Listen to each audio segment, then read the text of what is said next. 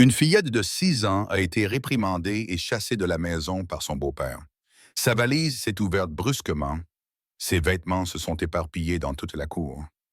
Sa robe était tachée de terre et son petit visage était brouillé par les larmes. Elle s'est agenouillée, sanglotant désespérément, suppliant qu'on la laisse rester, mais personne n'a aidé l'enfant jusqu'à ce qu'un millionnaire s'approche, lui tende la main et prononce une seule phrase qui a laissé tout le monde sous le choc. À partir de maintenant, tu viens avec moi. Avant de commencer, s'il vous plaît, laissez un commentaire sur cette histoire et donnez-lui une note de 1 à 10. Je vous souhaite quelques moments de détente en écoutant cette histoire. Et maintenant, commençons. La lourde porte en bois s'ouvrit en grand, son écho résonnant dans le couloir de la maison. Une semaine s'était écoulée depuis les funérailles, mais la maison en bois n'avait pas connu un seul jour de paix. Emily Carter, 6 ans, se tenait là, serrant une petite valise contre sa poitrine, les yeux remplis de confusion. Elle avait autrefois été le centre de cette maison, autrefois bercée jusqu'au sommeil par les chansons de sa mère, autrefois portée dans les bras de son beau-père alors qu'il lui lisait des histoires pour s'endormir. Maintenant, cette chaleur ne vivait plus que dans ses souvenirs. David Carter, 40 ans, un homme qui avait été autrefois doux et calme, était maintenant affalé nonchalamment dans un fauteuil en cuir. Sa chemise rayée verte et jaune était froissée, sa main agrippant un verre de liqueur à moitié fini. L'alcool avait rougi ses yeux, sa voix, rauque et mal assurée, il rugit, sa voix vibrant à travers le salon. Tu n'es pas mon enfant, tu n'es rien d'autre qu'un fardeau.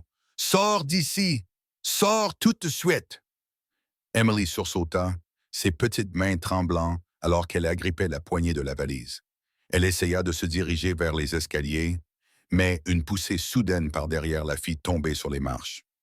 La valise s'ouvrit brusquement, les vêtements s'éparpillant partout. Son vieil ours en peluche, un cadeau d'anniversaire de sa mère, roula sur le carrelage froid. La femme qui se tenait à proximité, Vanessa Blake, 30 ans, la cousine de la défunte mère d'Emily, s'avança rapidement vers David. Sa robe rouge moulante et ses boucles dorées brillaient sous la lumière. Ses lèvres, peintes d'un sourire rouge vif, s'étirèrent. Elle toucha doucement le bras de David, sa voix faisant semblant de l'apaiser. « David, arrête, la pauvre enfant, tu as trop bu. » Mais lorsqu'elle se tourna vers Emily, ses yeux brillèrent d'un sourire moqueur qui disparut aussi vite qu'il était apparu derrière un masque de pitié. Emily vit tout, mais elle n'osa pas parler. Dehors, dans sa cour, quelques voisins se tenaient cachés derrière la clôture. Ils soupiraient, chuchotaient entre eux, mais aucun n'osa intervenir. La porte de cette maison était depuis longtemps fermée à toute ingérence. Emily se releva péniblement, ramassa l'ours en peluche et le serra fort contre sa poitrine. Ses yeux brillaient, des larmes coulant sur ses joues. Elle murmura, presque comme si elle ne parlait qu'à elle-même. « Papa, tu avais promis que tu ne me quitterais jamais. » David descendit les marches en titubant, son visage s'assombrissant. « Arrête de faire semblant. Va-t'en, je te l'ai déjà dit. » Emily s'agenouilla, sa voix brisée mais claire. « Je serai sage, je ne ferai pas de bruit. Je peux dormir sur le canapé si tu veux. S'il te plaît, ne me mets pas dehors. » « Ne m'appelle pas papa, claqua David. Ta mère est partie. C'est fini. Je ne porterai plus de fardeau. Je ne suis pas un fardeau. Emily secoua la tête à plusieurs reprises, serrant son ours en peluche si fort que ses mains devinrent pâles. Je peux préparer du porridge comme maman m'a appris. J'étudierai bien. S'il te plaît, ne bois plus, ça me fait peur. Tais-toi, rugit David, pointant un doigt droit sur son visage.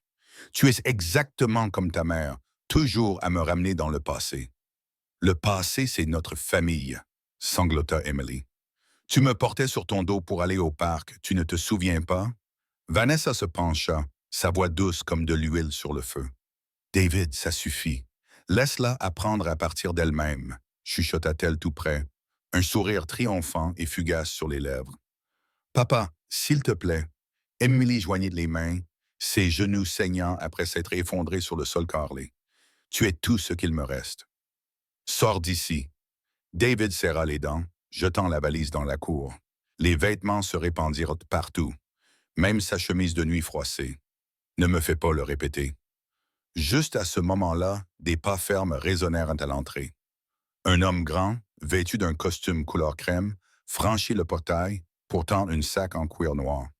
Ses cheveux étaient soigneusement peignés, son visage sévère, mais ses yeux brillaient de détermination et de compassion. C'était Jonathan Reed, 35 ans, un avocat de premier plan à New York et le fondateur de Reed Partners. Il avait représenté de grandes entreprises et possédait une fortune que la presse louait souvent, mais il ne s'en était jamais vanté. Aujourd'hui, il n'était pas là pour les affaires.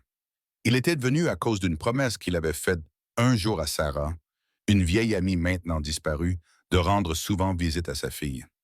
Mais la scène qui se déroulait sous ses yeux le figea sur place. La petite fille affalée sur les marches, les vêtements éparpillés, l'ours en peluche tombé sur le côté, tandis que David titubait et que la femme à ses côtés souriait victorieusement. Sans un mot, Jonathan s'avança, ramassa l'ours en peluche et le plaça doucement dans les mains d'Emily.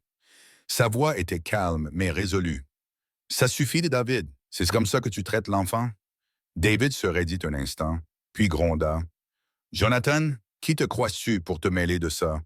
C'est ma maison, ma famille. Sors d'ici tout de suite. » Jonathan se redressa, son regard fermement fixé sur celui de David. « Ta maison? Ton affaire, c'est de jeter une enfant orpheline de mère à la rue?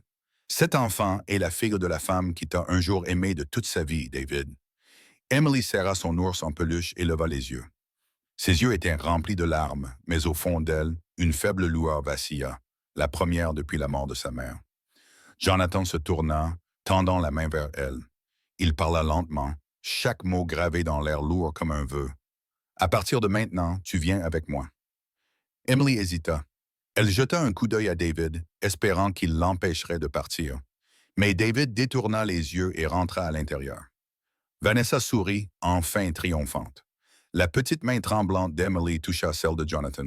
Derrière elle, la porte se referma dans un écho lourd, scellant la fin de sa vie passée.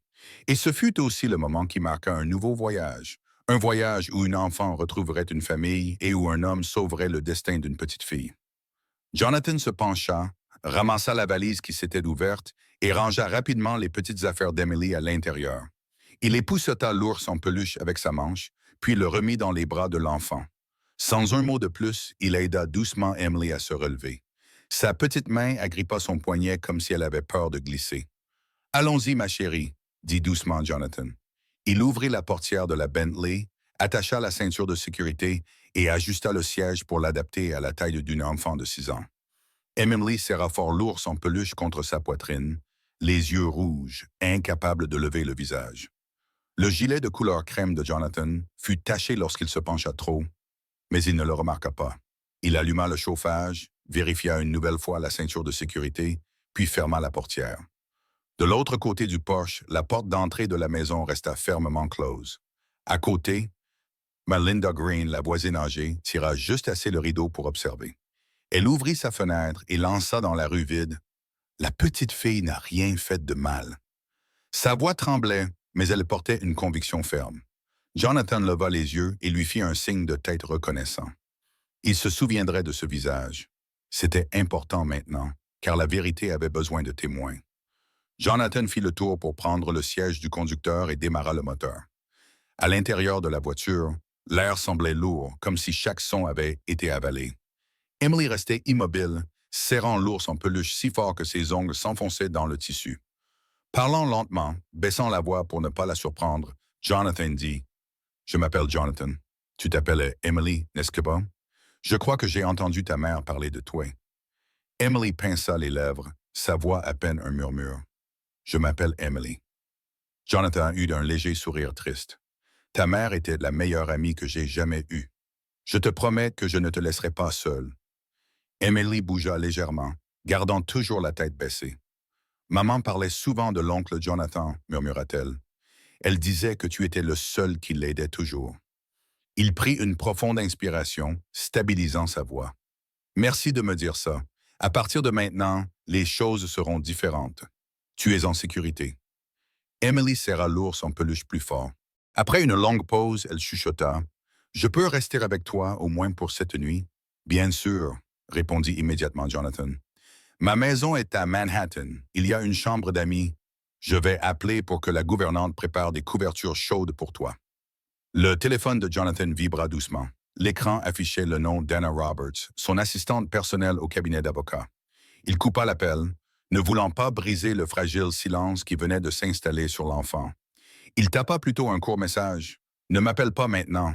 Je m'occupe de quelque chose d'important. Je te recontacterai plus tard. Dans son cabinet, tout le monde était habitué à ce qu'il choisisse les gens plutôt que le travail, surtout lorsqu'un enfant était impliqué. La voiture s'éloigna du quartier calme de Scarsdale. Jonathan augmenta un peu le chauffage. Il prit une petite bouteille d'eau de la console et la lui tendit. Bois une gorgée. Emily accepta la bouteille à deux mains. Elle buvait par petites gorgées, faisant attention de ne pas renverser, comme si une seule erreur pouvait signifier que tout lui serait retiré. Jonathan l'observait dans le rétroviseur, pesant comment commencer. Quand j'avais à peu près ton âge, dit-il, j'ai dû quitter un endroit qui était censé être ma maison. J'ai grandi dans un orphelinat. Il y avait des jours où je me sentais invisible, comme si personne ne me voyait jamais. Mais ta mère, si, et il y avait aussi un ami, quelqu'un qui m'a aidé à traverser les moments les plus sombres. Emily tourna lentement son visage vers lui. Pour la première fois depuis qu'elle était montée dans la voiture, elle le regarda. Ses yeux étaient encore gonflés, mais la panique en eux s'était adoucie. « Maman te parlait souvent? » « Oui, répondit Jonathan. Nous parlions de combien tu aimes dessiner, comment tu apprécies la glace à la vanille à Central Park, et comment tu dors toujours en serrant ton ours en peluche. Elle était fière de toi. » Emily déglutit difficilement. Elle posa la bouteille et serra de nouveau l'ours en peluche. Après les funérailles, papa, David ne me regardait plus. Tante Vanessa a dit que j'avais tout gâché.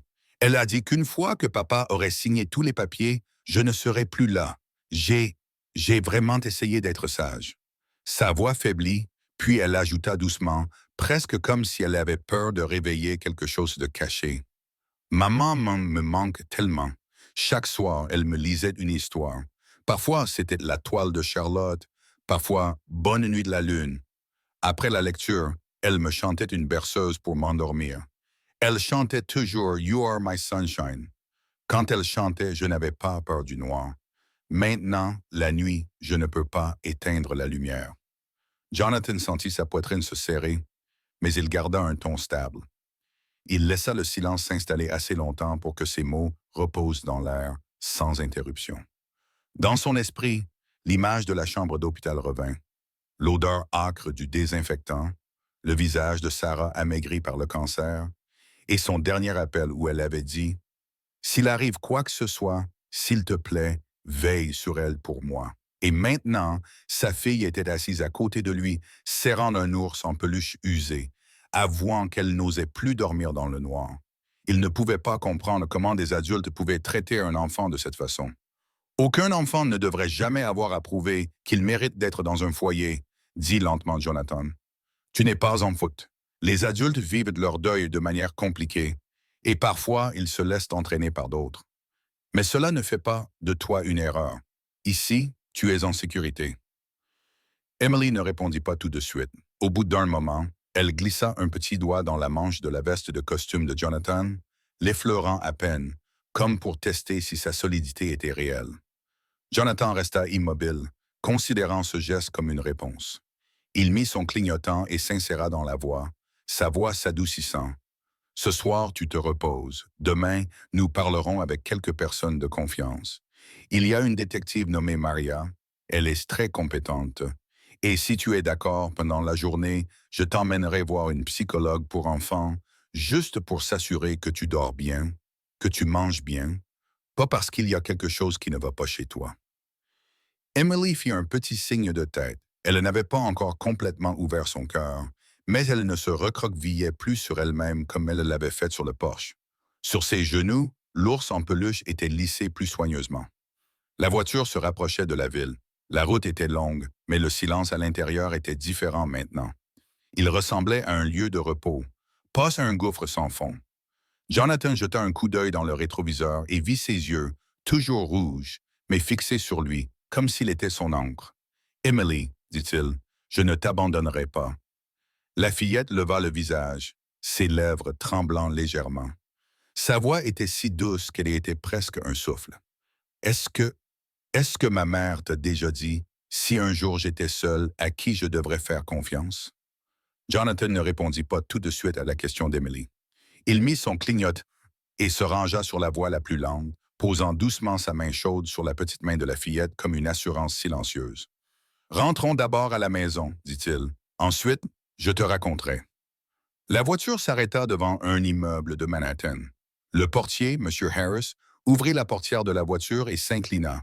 Ses yeux s'adoucirent de sympathie en voyant la petite fille serrant un ours en peluche.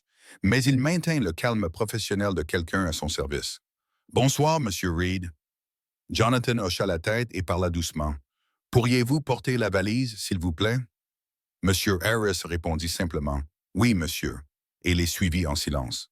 Dans l'ascenseur, Emily se tenait près de Jonathan. Elle agrippait la sangle de l'ours en peluche comme si c'était sa bouée de sauvetage. Jonathan appuya sur le bouton de l'étage et regarda les chiffres s'allumer un par un. Il baissa la voix. « Ta mère a parlé de moi une fois. Elle a dit que si quelque chose de grave arrivait, tu pourrais me faire confiance. » Emily inclina légèrement la tête puis baissa rapidement les yeux, comme si elle avait peur de trop espérer. Les portes s'ouvrirent. Miss Parker, la gouvernante d'âge mûr, attendait. Elle vivait selon les principes bien ordonnés de l'ordre américain. Directe mais discrète. « J'ai réchauffé la soupe au poulet. Il y a du pain grillé et du lait chaud. » Elle regarda Emily et lui adressa seulement un doux sourire, ne posant aucune autre question. Jonathan la remercia et ajouta « Je m'occuperai de l'enfant ce soir. S'il vous plaît, reposez-vous tôt. » La salle à manger était juste assez éclairée. Jonathan tira une chaise pour Emily. Il plaça un bol de soupe et un petit verre de lait devant elle. La vapeur s'élevait doucement, mais Emily ne toucha pas la cuillère. Elle resta assise, les yeux fixés sur la table, lissant de sa main l'ourlet de la robe de son ours en peluche. Jonathan s'assit en face d'elle, sans la presser. Il posa sa propre cuillère, puis commença à parler.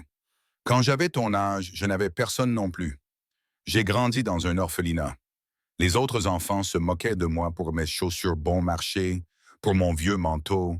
Les gens disaient que je n'arriverais jamais à rien. » Emily leva un peu les yeux, comme si elle voulait en savoir plus. « À l'époque, la maison de ta mère était juste en face de l'orphelinat, » continua lentement Jonathan. « Elle venait souvent jouer avec les enfants, apportant des biscuits, des livres d'occasion et parfois quelques bons manteaux. Elle se souvenait de chacun de nos noms, nous demandait ce que nous avions étudié ce jour-là, ce que nous voulions lire le lendemain. Pour moi, elle a fait beaucoup de petites choses qui se sont avérées grandes. Me montrer le chemin de la bibliothèque, payer des frais d'examen que je ne pouvais pas me permettre, me donner un manteau qui m'allait vraiment, et surtout, me donner la foi quand tout le monde secouait la tête. Ta mère a été celle qui m'a aidé à rester ferme et à trouver la détermination de m'en sortir, pour qu'un jour je puisse être là où je suis maintenant. » Emily souleva la cuillère, remua la soupe une fois, puis la reposa. Elle serra les lèvres pendant un long moment, puis éclata en sanglots, comme si elle les avait retenus pendant bien trop de jours. « Je veux juste que papa, David, me serre dans ses bras une fois de plus, comme avant que maman ne meure. À l'époque, il me soulevait haut, m'achetait de la glace à la vanille, me lisait des histoires. Maintenant, il me regarde sans me voir, comme s'il regardait à travers un mur. » Jonathan fit glisser un mouchoir près d'elle. Il ne se pressa pas d'offrir un réconfort vide. Il la laissa pleurer, parce que les larmes sont aussi une façon pour le corps de se sauver. « Tu as le droit de te souvenir, » dit-il après une respiration régulière. « Mais tu as aussi le droit d'être aimé à nouveau. Personne ne peut te voler tes souvenirs, et l'avenir t'attend encore. » Emily essuya ses yeux et rapprocha le verre de lait. Elle en but une gorgée, puis une autre. La soupe était encore chaude, et elle en prit quelques cuillerées, petites et lentes. Ce n'était pas par appétit, mais au moins, elle ne se laissait plus mourir de faim. Jonathan se leva, alla dans la cuisine et revint avec une petite boîte. Il la posa devant elle, l'ouvrant pour révéler un porte-clés en métal rayé en forme d'étoile. « Quand j'ai quitté l'orphelinat, c'est tout ce que j'avais. Ta mère me l'a donné et m'a dit, « Quand tu as peur, tiens-le bien. Il te rappellera que quelqu'un croit en toi. Maintenant, je te le donne. Quand tu auras peur, serre-le fort et souviens-toi que je suis là. » Emily toucha légèrement l'étoile du bout de son doigt, puis retira sa main.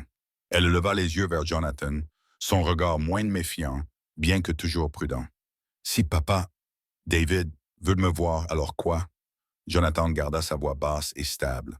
« D'abord, tu dois être en sécurité. Le reste, C'est aux adultes de faire leur part, de prendre leurs responsabilités et de redresser les choses. Quand tu seras prête, alors nous parlerons de le rencontrer. Le repas se termina lentement. Miss Parker emporta doucement le plateau. Jonathan conduisit Emily à travers le salon jusqu'à une petite chambre d'amis. Le lit était déjà fait avec des draps propres et une veilleuse en forme de lune était posée sur la table de chevet. Il vérifia la fenêtre, tira les rideaux, puis ouvrit le placard et sortit un pull léger. « Si tu as froid, mets ça. » Emily posa son ours en peluche sur l'oreiller et fixa la veilleuse pendant un long moment. Elle se retourna, hésitante. « Oncle, est-ce que ma mère a déjà eu peur? » « Oui, » répondit Jonathan. « Elle avait peur de ne pas vivre assez longtemps pour te voir grandir.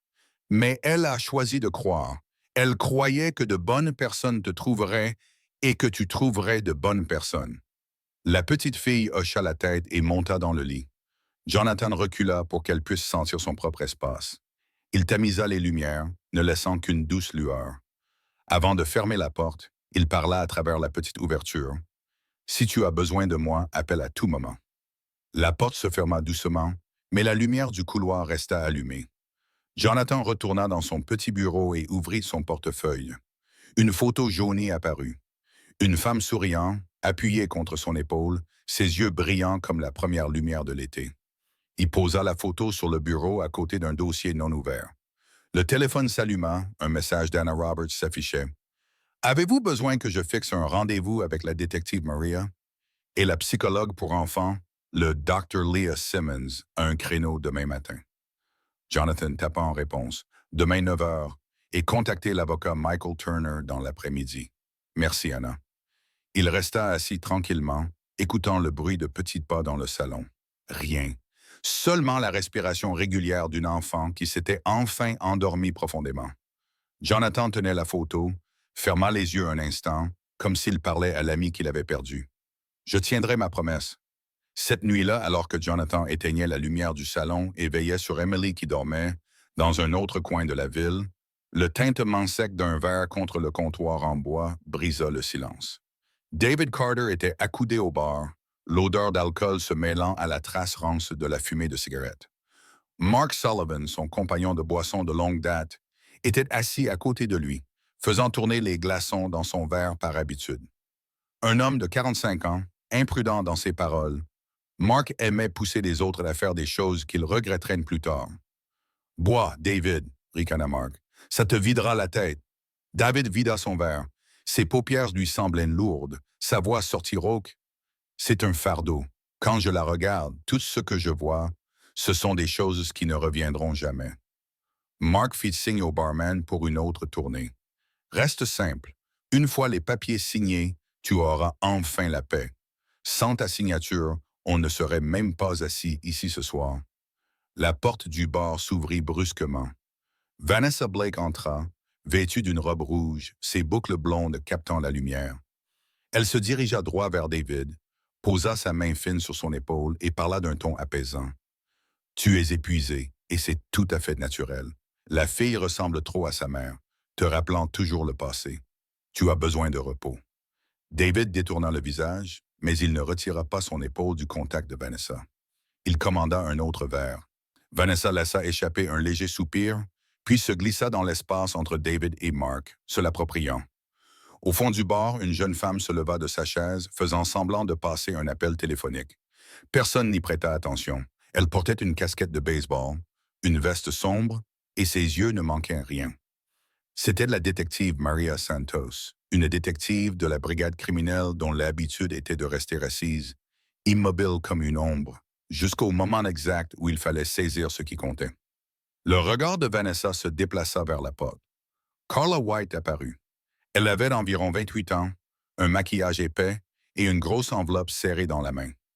Carla passa devant le comptoir comme une rafale de vent, glissa l'enveloppe dans le sac à main de Vanessa avec une aisance pratiquée et se pencha pour chuchoter. « Tout est là. La procuration pour gérer le fonds en fiducie, quelques ordres de virement et le projet d'accord. Il ne manque plus que sa signature. » Vanessa fit un léger signe de tête, sans jamais regarder Carla à nouveau. Elle se retourna, pressant son corps plus près de David, sa voix dégoulinant comme du miel. « Tu n'as qu'à signer. Je m'occuperai du reste. Je te promets que tout sera réglé. Les comptes, la maison, personne ne t'ennuiera plus. David plissa les yeux. Il sortit son portefeuille, ses doigts s'arrêtant sur la fente contenant une vieille photo. 3 personnes dans la lueur d'un soleil d'après-midi. Lui plus jeune, la femme qu'il avait perdue, et Emily, toute petite. Une vague de silence lui transperça la poitrine comme un vent froid. Sa main trembla légèrement. Non, marmonna David. Pas ce soir, pas encore. Mark ricana, donnant un coup de coude à David. Combien de temps veux-tu être hanté? Signe et dors, enfin comme un homme en paix. Vanessa posa l'enveloppe sur le comptoir et l'ouvrit légèrement. Les papiers scintillaient sous la lumière du bar. Sa voix était douce comme de la laine. Juste une formalité, David. Je ne te prends rien. Je t'aide à trouver la paix. David regarda la première page. Les lettres en gras concernant une autorisation temporaire se brouillaient dans la brume de l'alcool. Il déglutit difficilement. La photo qui dépassait de son portefeuille montrait encore un coin d'une vieille étreinte de 3 personnes le regardant. Sans un mot, sa respiration devint plus lourde. Il frappa le fond de son verre contre le comptoir avec un bruit sec, comme s'il voulait noyer ses souvenirs au fond du verre. « Apportez-moi un stylo. » Mark ricana et fit signe au serveur d'en chercher un. Vanessa rapprocha les papiers et posa le stylo juste là où il devait signer. Elle se pencha, sa voix effleurant son oreille. « Juste ici, David. » À la table du fond, Maria leva discrètement son téléphone.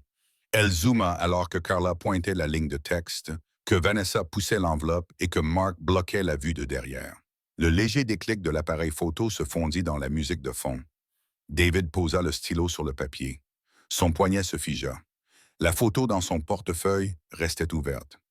La petite fille sur la photo souriait, un sourire d'il y a plusieurs années, avant que le ciel ne s'effondre. David cligna des yeux, la veine de sa tempe pulsant furieusement. « David !» insista Vanessa, son impatience aiguisant sa voix. « Signe. » Il prit une longue inspiration et but une gorgée de liqueur comme s'il y puisait du courage. Le stylo traça une ligne tremblante, l'encre s'infiltrant dans le papier. Maria prit une autre photo. Son appareil captura la main tremblante de l'homme, l'épaisse enveloppe et le regard acéré que Vanessa lança à Carla comme un couteau. Mark leva son verre bien haut. « Voilà le David que je connais. » Vanessa referma l'enveloppe, la glissa dans son sac et laissa un fin sourire se dessiner sur ses lèvres, comme un fil rouge. « C'est fait. À partir de demain, les choses seront beaucoup plus calmes. » David se prit le visage dans les mains, il ne regarda personne. Dans son portefeuille, la vieille photo glissa plus profondément dans la fente en cuir, cachée à la vue. À la table du fond, Maria baissa son téléphone, où elle se leva et passa devant eux sans les regarder, laissant seulement un pourboire pour le serveur. Ses pas étaient assurés et légers. Au moment où la porte se referma derrière elle, elle avait déjà ce qu'elle était venue chercher. Le moment où 3 noms apparaissaient ensemble dans un même cadre. David, Vanessa, Carla et une signature encore fraîche d'encre. Quand la porte du bar se referma derrière Vanessa, la détective Maria Santos avait déjà assez de photos. À l'aube, Jonathan reçut un court email. « Il y a des preuves. Gardez la fille en sécurité. Je vous recontacterai. » Il regarda Emily dormir, hocha la tête pour lui-même, puis tapa un message à quelqu'un d'autre. Plus tard ce matin-là, Jonathan amena Emily chez Madame Linda Green, de l'autre côté de la rue. Une couronne funéraire blanche était encore accrochée depuis le jour du service. Linda ouvrit rapidement la porte et, dès qu'elle vit Emily, elle la serra dans ses bras, sa voix se brisant. « Ma chérie, j'ai frappé à la porte, je leur ai parlé, mais... » Elle s'arrêta, déglutit difficilement, ses vieilles mains tremblant comme si même toucher Emily pouvait lui faire mal. Emily se tint tranquillement dans cette étreinte, son ours en peluche pressé entre elles. Elle ne pleura pas. Elle reposa simplement sa tête sur l'épaule de Linda, comme si elle cherchait une odeur familière. Monsieur Henry, le mari de Linda, resta un pas en arrière, posant une carafe d'eau et quelques biscuits sur la table. C'était un homme de peu de mots, mais son regard était stable et chaleureux. Ils s'assirent autour de la petite table de la salle à manger. Jonathan ouvrit son carnet et demanda la permission d'enregistrer. Linda prit une profonde inspiration, parlant lentement pour que sa voix ne vacille pas. J'ai vu la fille à genoux, le suppliant de ne pas le faire. Mais il... Elle détourna le visage, essuyant ses yeux. Il l'a quand même repoussé. Et cette femme, Vanessa, a dit « Laissez-le faire », puis a fermé la porte. Emily tira prudemment une chaise, s'asseyant près de la fenêtre. Elle sortit un crayon de sa poche et une feuille de papier vierge. Sans qu'on le lui dise, elle commença à dessiner une maison, 3 personnages. La mère au milieu, Emily à gauche, l'homme à droite lui tournant le dos. Les traits de crayon étaient inégaux mais très clairs. Jonathan regarda le dessin, sa gorge se serrant. Il ajusta le microphone, baissa la voix. « Voudrais-tu m'en dire plus? Seulement si tu le veux. » Emily garda les yeux sur le papier. « J'ai entendu tante Vanessa dire, chuchota-t-elle, que quand papa signerait tous les papiers, je ne serais plus là. » Le crayon appuya plus fort sur l'image de la porte. Elle la coloria soigneusement, comme si tout se déversait dans cette seule charnière. Linda agrippa la main de Jonathan, la serrant légèrement. « Faites quelque chose. La fille n'en peut plus. » Jonathan hocha la tête et sortit son téléphone, appelant l'avocat Michael Turner. Turner, presque 40 ans, était un collègue proche de Jonathan, connu pour sa persévérance dans les litiges familiaux. Sa voix était ferme et stable. « Envoie-moi tout. Vidéos, photos, témoignages. Je demanderai une ordonnance de protection temporaire pour elle et je déposerai une demande d'audience d'urgence. » Jonathan transféra l'email de Maria ainsi qu'un résumé du témoignage de Linda. Turner répondit immédiatement par texto. « Un voisin témoin, c'est de l'or. Retrouve-moi au bureau à 14 heures. Amène la fille si elle veut, mais assure-toi qu'elle se repose d'abord. » Jonathan rangea son téléphone et se tourna vers Emily. Il s'assit à sa hauteur. « Je serai avec toi. Personne n'a le droit de t'effacer de ta propre maison. » Emily leva les yeux. Ses yeux étaient voilés d'une fine couche de brouillard, mais n'étaient plus obscurcis. « Et si papa ne veut plus de moi? » Jonathan posa sa main sur le dossier de sa chaise, faisant attention de ne pas la toucher pour qu'elle ne sursaute pas. « Alors nous laisserons la loi répondre à cela. Et même si c'est le cas, il y a encore des gens qui veulent de toi. J'en suis un. » Linda apporta une petite tasse de cacao. Elle la posa devant Emily, puis poussa le dessin au milieu de la table. « Signe ton nom, Emily. Comme ça, plus tard, nous saurons que c'est ta voix. » Emily écrivit son nom en lettres capitales, formant soigneusement chaque trait. À côté, elle dessina une petite étoile. Jonathan prit une photo du dessin, demandant la permission de garder l'original. Linda hocha la tête, tenant la main de la fillette un peu plus longtemps, comme pour lui donner de la force.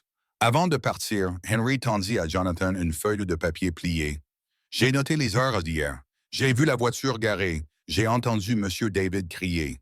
Si nécessaire, je parlerai. »« Merci, » dit Jonathan en lui serrant la main. « Nous ferons appel à vous. » Dehors, dans la cour, une douce brise agitait les rosiers. Emily marchait lentement, serrant sa peluche contre sa poitrine. Jonathan ouvrit la portière de la voiture, se pencha et attacha sa ceinture de sécurité. Il s'arrêta une seconde, demandant doucement. « Y a-t-il quelque chose que tu aimerais manger aujourd'hui? »« N'importe quoi. »« Du pain grillé au beurre, » répondit Emily, « et si possible, de la glace à la vanille. Mais je n'en mangerai qu'un peu. » Jonathan sourit. « D'accord. Nous ferons le pain grillé. La glace sera pour plus tard, après avoir rencontré un de mes amis. » Sur le chemin du retour vers Manhattan, le téléphone vibra. Turner appela en vidéo, son visage clair sur l'écran. « J'ai programmé le dépôt. La détective Maria m'enverra le dossier original. Jonathan, nous avons besoin qu'un psychologue pour enfants fasse une évaluation préliminaire. Non pas pour étiqueter la fille, mais pour prouver qu'elle subit un préjudice. »« Déjà arrangé, » répondit Jonathan.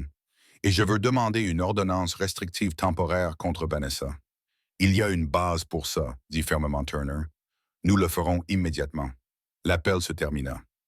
Jonathan jeta un coup d'œil dans le rétroviseur. Emily regardait le paysage défiler par la fenêtre. Elle se tourna et parla d'une petite voix, comme si elle posait la première pierre d'une nouvelle fondation. « Je te fais confiance, mais mon père me manque toujours. »« Tu peux lui en vouloir et être protégé en même temps, » répondit Jonathan. « Ces deux choses ne sont pas contradictoires. » Ce soir-là, les lumières du cabinet d'avocats brûlaient tard.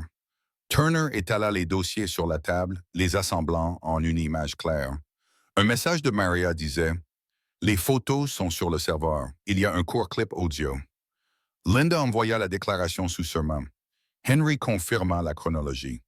Le dessin d'Emily reposait au centre, comme une simple carte que seul un cœur honnête pouvait comprendre pleinement. Jonathan se tenait droit, regardant Turner, sa voix profonde et stable, sans hésitation. Nous portons cette affaire devant le tribunal.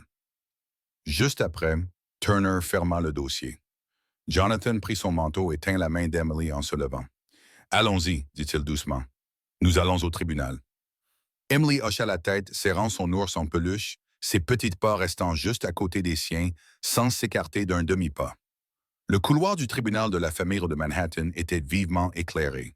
Turner marchait en avant pour ouvrir la voie, portant un épais dossier sous son bras. La détective Maria Santos attendait déjà. Elle lui tendit rapidement une clé USB et fit un signe de tête ferme à Jonathan. « L'original est là-dedans, » dit Maria. « J'interviendrai comme témoin si nécessaire. » Jonathan répondit « Merci », puis se pencha pour redresser le col d'Emily. Il chuchota « Tout ce que tu as à faire, c'est de dire la vérité. Personne ne peut te prendre ta voix. » Les portes de la salle d'audience s'ouvrirent. La juge Patricia Coleman, 50 ans, stable et posée, était assise sur le siège du président. Elle fit une brève introduction, insistant sur la sécurité de l'enfant tout au long de l'audience. Sa voix n'était ni froide ni douce, mais elle fit taire toute la salle. Du côté du plaignant se tenaient Jonathan et l'avocat Michael Turner.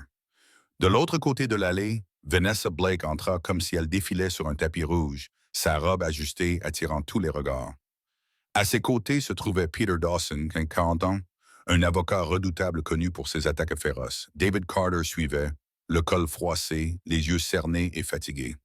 Vanessa se pencha et chuchota, ses lèvres effleurant son oreille comme une lame sèche. « Tu dois prouver que la file n'est pas normale, sinon nous perdons tout. » Les épaules de Defidi sursautèrent légèrement, mais il ne répondit pas. La juge confirma l'identité des deux parties.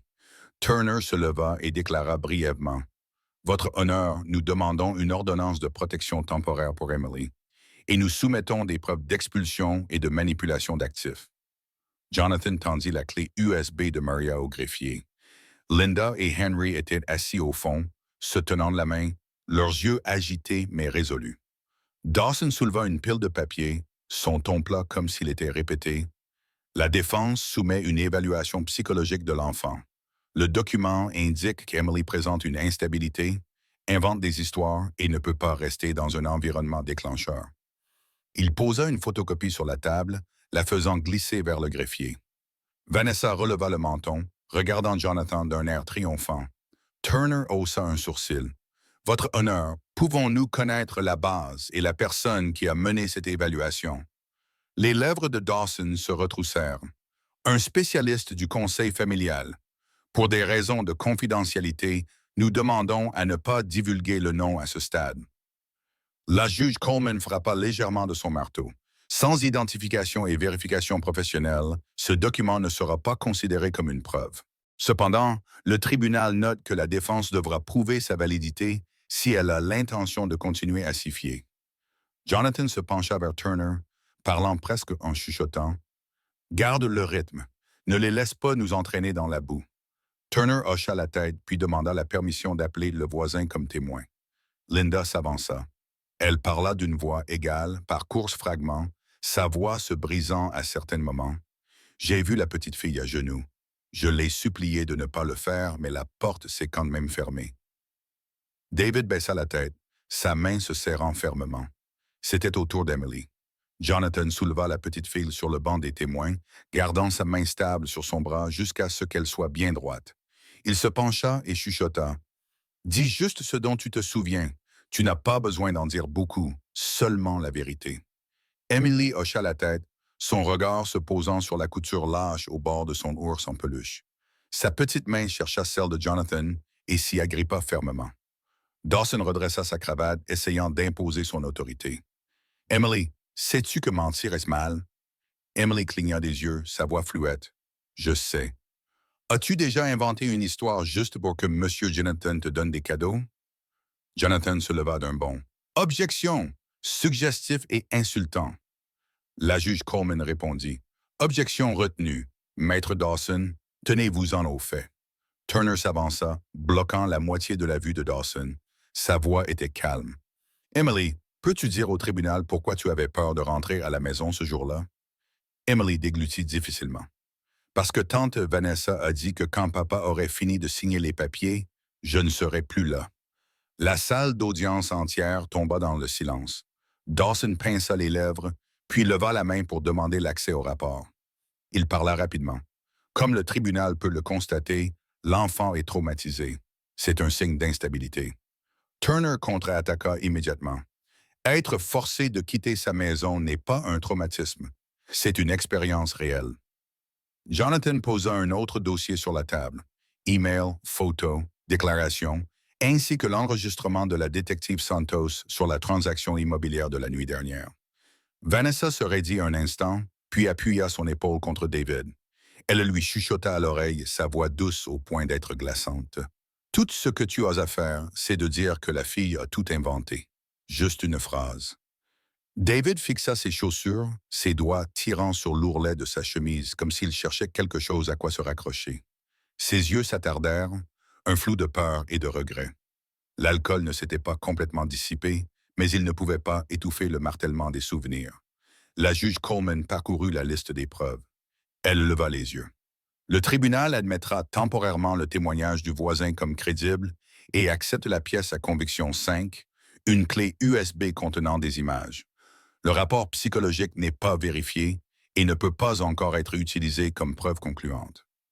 Le marteau frappa une fois, sec et ferme. Emily resta immobile pendant un long moment. Elle voulait pleurer, mais luttait pour rester calme. Ses lèvres tremblaient, comme si elle pressait un grain de sel.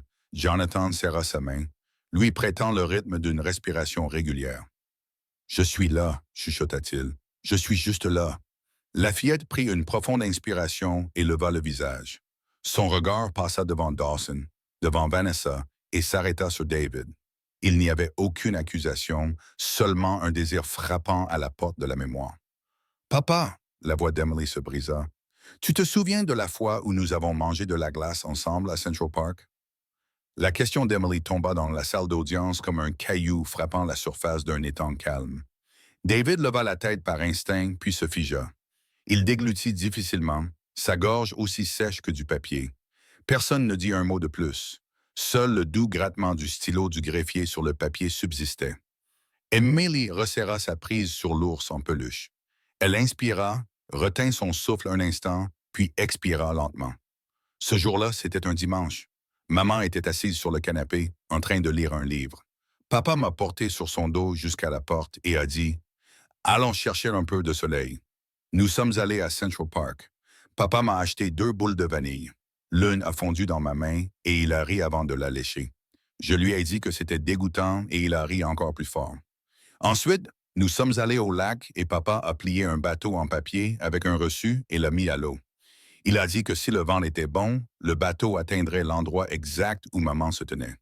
Ce jour-là, le vent était parfait. Sa voix était stable et claire. Chaque phrase semblait poser une nouvelle brique sur les fondations d'une vieille maison. Jonathan se tenait à côté du pupitre, calant tranquillement sa respiration sur celle d'Emily. Turner fixait son carnet, son stylo fermement tenu dans sa main, mais immobile. David vacilla sur son siège. Des images lui revinrent en mémoire comme une marée. Le livre à la couverture bleue dans les mains de sa femme, la faible odeur de glace à la vanille, le reçu froissé dans sa poche, la douceur collante dans la petite paume de sa fille. De petites choses, mais lourdes comme toute une vie. Emily se tourna complètement vers lui. « Tu étais le meilleur, papa. Pourquoi ne me reconnais-tu même plus? » David ne put plus se retenir contre la chaise. Il s'affaissa, une main couvrant la moitié de son visage. L'odeur d'alcool persistait, mais sa vision s'éclaircissait à travers le flou. « J'ai eu tort, » chuchota-t-il, brisé, comme quelqu'un qui réapprend à parler. La détective Maria Santos inclina légèrement la tête, mais n'interrompit pas. Elle nota simplement une autre heure dans son carnet. Au fond, Linda toucha doucement la main d'Henry. Aucun d'eux ne parla. Toute la salle d'audience semblait retenir son souffle. Vanessa se leva d'un bond, sa voix aussi tranchante que du verre. « Ne l'écoutez pas. Elle invente tout. Les enfants se souviennent mal des choses tout le temps.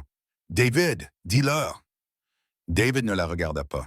Il baissa la main de son visage, révélant des yeux injectés de sang. « Il y a des choses qu'on ne peut pas inventer, dit-il doucement, plus pour lui-même que pour quiconque. Peter Dawson intervint immédiatement. Votre honneur, la défense s'oppose à ce que cette salle d'audience soit transformée en scène de théâtre émotionnel. Nous demandons que les débats restent concentrés sur la documentation professionnelle. Jonathan se redressa, coupant court d'un ton qui n'était pas fort mais ferme. Un enfant ne peut pas inventer le désir. La juge Coleman leva la main. Silence. Elle regarda d'Emily à David, puis se tourna vers Dawson. Cette salle d'audience n'est pas le lieu des attaques personnelles, maître. Revenez à des questions basées sur les faits. Vanessa agrippa le bord de la table si fort que ses articulations blanchirent. Si le tribunal permet à un enfant de tout contrôler, alors nous n'avons plus de loi du tout. Turner se tourna vers elle, sa voix calme, comme s'il nouait un ruban. La loi commence par la vérité, et la vérité vient de parler par la voix d'un enfant. Emily se figea à ces mots. Elle cligna rapidement des yeux, ses larmes montant et débordant. Elle ne sanglota pas bruyamment. Ce n'étaient que des gouttes silencieuses qui roulaient, trempant son col, laissant une trace par laquelle salée. Jonathan sortit son mouchoir et le lui tendit.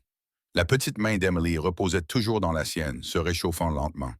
David regarda sa fille comme s'il venait de récupérer une photo du fond de l'eau.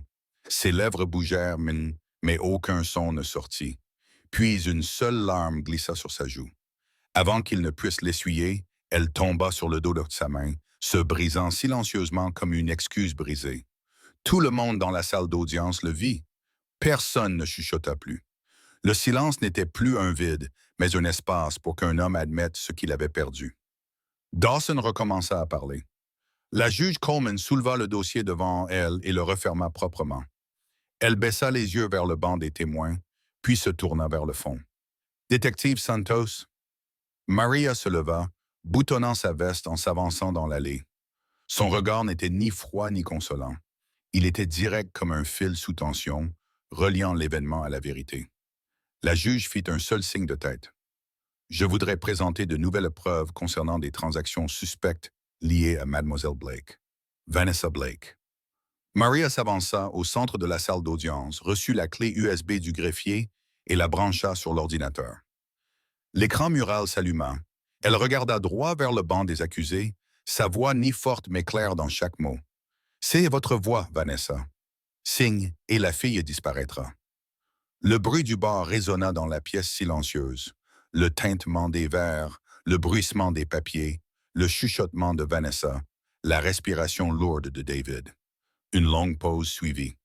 Jonathan posa doucement sa main sur le dossier de la chaise d'Emily. La fillette ne quitta pas l'écran des yeux, serrant plus fort son ours en peluche. Turner demanda la permission de soumettre les relevés bancaires. Maria fit passer les impressions couleur, 2 virements du fonds successoral de la mère d'Emily sur le compte de CW Consulting. Maria ajouta d'un ton égal, « Le titulaire du compte est Carla White, 28 ans, votre amie proche, Vanessa. Une assignation a été signifiée ce matin. » Les portes de la salle d'audience s'ouvrirent. L'huissier conduisit Carla à l'intérieur. Elle baissa la tête, évitant le regard de Vanessa. Dawson se leva d'un bond pour objecter, mais la juge Coleman leva la main. « Asseyez-vous, maître. Témoin, à la barre. » Carla déglutit difficilement. Sa voix tremblait. Mademoiselle Vanessa a dit que c'était juste pour gérer temporairement l'argent. Elle m'a dit d'ouvrir une société écran. J'ai reçu l'argent et je l'ai renvoyé selon ses instructions.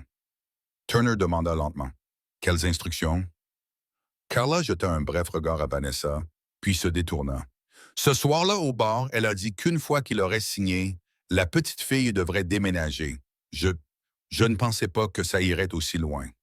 Vanessa frappa la table, sa chaise grinçant sur le sol. « Tais-toi, Carla! Tu as eu ta part, ne fais pas semblant. » La juge Coleman frappa de son marteau. « Accusé, gardez l'ordre! » Maria fit signe au greffier de jouer le 2e enregistrement. La voix de Vanessa résonna de nouveau, presque pressée contre l'oreille de David dans le bar. « Tu n'as qu'à signer, je m'occuperai du reste. » David se prit le front. Il tremblait comme s'il sortait de l'eau glacée. « Mon Dieu, qu'ai-je fait? » Une autre silhouette attendait dehors, sous assignation. Mark Sullivan entra, son air autrefois dur, maintenant soumis. Il prit place à la barre, n'osant pas jeter un regard en direction de David. « J'étais là. J'ai entendu Vanessa le dire mot pour mot. Monsieur Carter était très ivre. Elle a poussé les papiers devant lui. Il dit qu'il a papier devant lui a dit de signer et d'en finir. Je n'ai jamais pensé à l'enfant. Vanessa explosa. Vous vous êtes tous ligués pour me calomnier. Vous êtes comme votre sœur, toujours à tout me voler. Ces mots déchirèrent le vernis poli. Toute la salle d'audience se tourna pour la regarder. Dans les yeux de Vanessa, il n'y avait plus aucune trace de chagrin fin, seulement du venin et une vieille rancœur. Emily sursauta et enfouit son visage dans son bras. Jonathan se pencha et chuchota. « C'est bon, tu es en sécurité. » Dawson essaya de sauver la situation. « Votre honneur, les émotions de l'accusé ne peuvent remplacer les preuves. » Quant au soi-disant rapport psychologique, Turner l'interrompit en posant un autre dossier sur la table. Ce rapport a été rédigé par quelqu'un sans licence pour pratiquer. Nous l'avons vérifié auprès du Conseil de psychologie de l'État. Le document est un faux. La juge Coleman reçut le reçu de vérification et fixa Dawson pendant un long moment, puis elle se tourna vers Vanessa. « Souhaitez-vous expliquer les ordres de virement? » Vanessa pinça les lèvres, ses yeux cherchant quelque chose à quoi s'accrocher. Il n'y avait rien. Sa respiration s'accéléra, puis elle éclata en phrases décousues. Je voulais seulement lui faciliter les choses. Cette fille, elle le ramenait toujours dans le passé. Elle... » Jonathan répondit calmement, sans élever la voix. « Personne n'a rien volé. Vous avez choisi cette voie vous-même. » David leva la tête pour la première fois. Il regarda directement Vanessa. « Je t'ai laissé faire. Je porte ma part de responsabilité. » Dans une salle d'audience pleine de gens, le grattement du stylo du greffier sur le papier était toujours audible. Linda expira comme si elle avait lâché une poignée de pierre. Henry hocha lentement la tête. Emily se redressa. Elle ne sourit pas, mais la peur dans ses yeux avait diminué. La juge Coleman ferma le dossier. Sa voix était équilibrée comme des balances au repos. Le tribunal suspend la séance pour délibérer. Demain à 9 heures, le verdict sera annoncé. Le marteau frappa. Le son était sec et final. Vanessa haletait, ses yeux étincelants de rage. Carla s'affaissa sur ses épaules. Mark baissa la tête.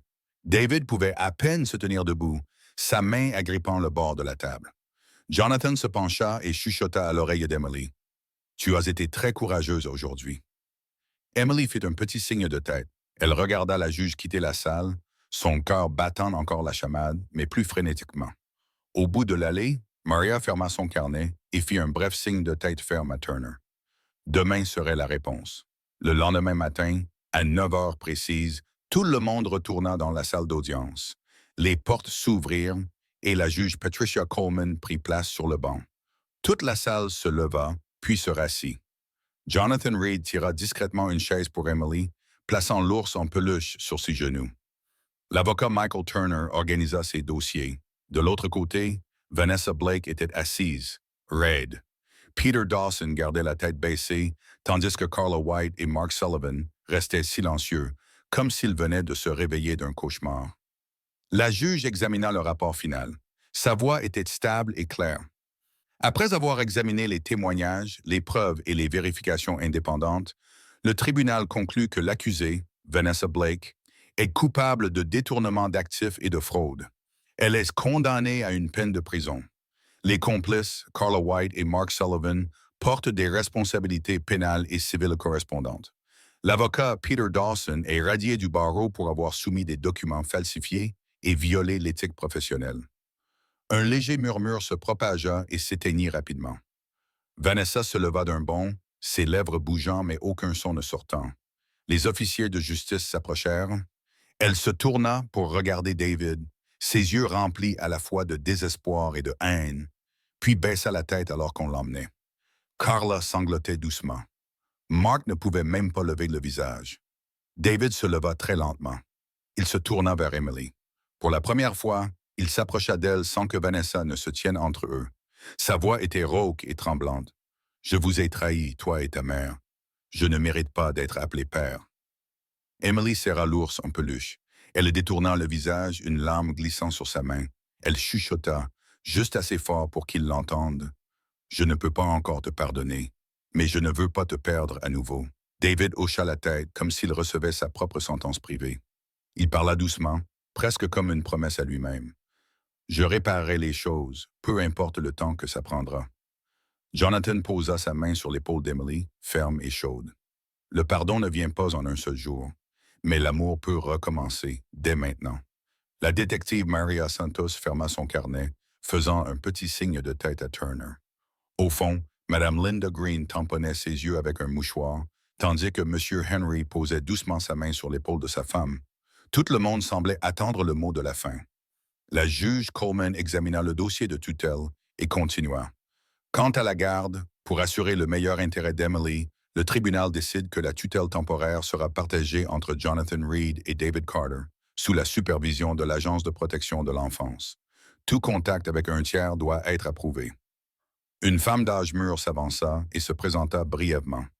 Je suis Karen Lou, une travailleuse sociale nommée par le tribunal. Je superviserai les calendriers de visite, fournirai un soutien psychologique à l'enfant et soumettrai des rapports périodiques. Ses mots étaient concis, ses yeux doux mais fermes. Le greffier lut le calendrier des visites, la date de la première séance de thérapie et le numéro d'urgence. Turner signa la confirmation. Jonathan demanda un rendez-vous séparé pour le lundi suivant. Karen hocha la tête et le nota rapidement dans son carnet. Lorsque l'audience se termina, tout le monde se dispersa.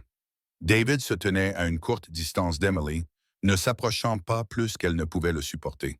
Il dit simplement « Je te verrai jeudi après-midi au bureau de Mademoiselle Karen. Je serai là à l'heure. » Emily ne répondit pas, mais elle fit un tout petit signe de tête. Dans le couloir, des lumières jaunes se déversaient sur le sol en pierre. Maria s'arrêta pour offrir une brève félicitation. Linda serra Emily dans ses bras, chuchotant « Tu as été si courageuse. » Turner serra la main de Jonathan, sa voix calme mais stable. « Nous avons fait la moitié du chemin. » Ils sortirent sur les marches du palais de justice. Le vent de la ville balayait, emportant l'odeur de café d'un chariot de rue au coin. Jonathan ouvrit la portière de la voiture et attendit qu'Emily monte. Elle tint la porte sans la fermer complètement, puis leva les yeux vers lui. Ses yeux étaient encore gonflés, mais plus effrayés.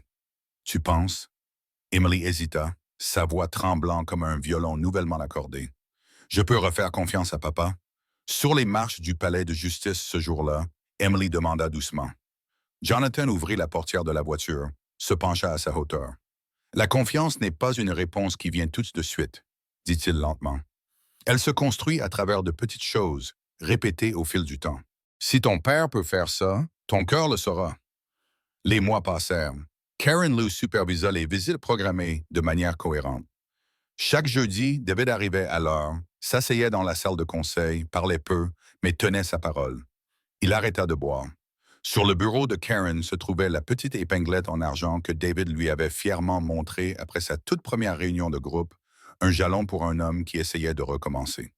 Il demanda à retourner dans son ancien atelier de menuiserie, acceptant de faire des heures supplémentaires, se concentrant sur des tâches répétitives pour que son esprit ne s'égare pas. Emily rencontra une thérapeute pour enfants, comme le tribunal l'avait suggéré. Lors des premières séances, elle ne faisait que dessiner. Lentement, elle commença à parler davantage, mentionnant sa mère, l'odeur de la glace à la vanille, la chemise rayée jaune et verte, et les nuits de peur après les funérailles. Pendant ce temps, elle vivait avec Jonathan. Il s'en tenait aux choses simples.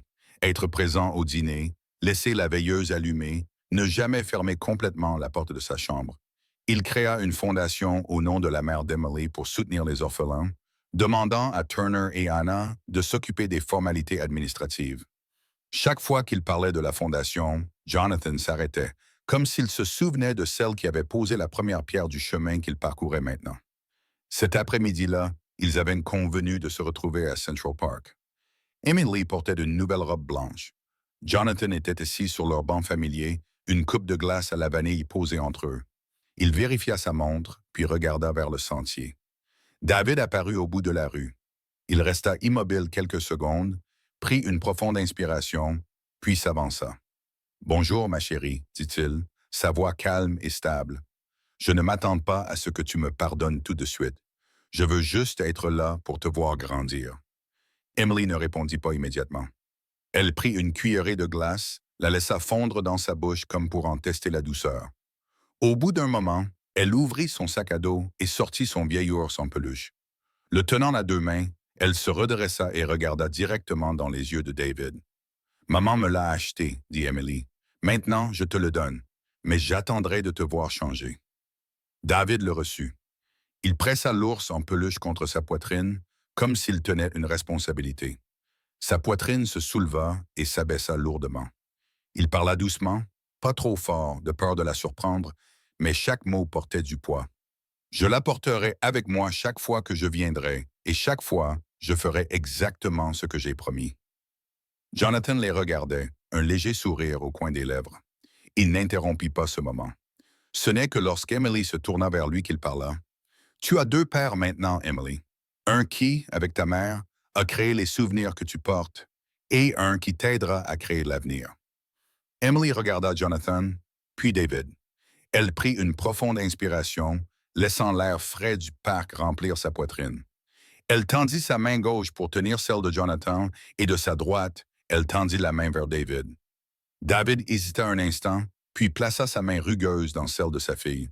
« J'essaierai de faire à nouveau confiance, » dit Emily, « parce que je pense que maman l'aurait voulu. » Karen se tenait à distance, les observant depuis l'allée. Elle écrivit une courte ligne dans son carnet, puis le referma. Les mots n'étaient pas vraiment nécessaires. Certaines images parlaient d'elles-mêmes.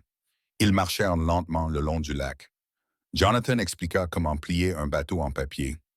David dit qu'il se souvenait encore de la façon dont le vent du soir soufflait, et Emily hocha la tête, suggérant que la prochaine fois, il devrait apporter du papier plus épais pour que le bateau ne coule pas.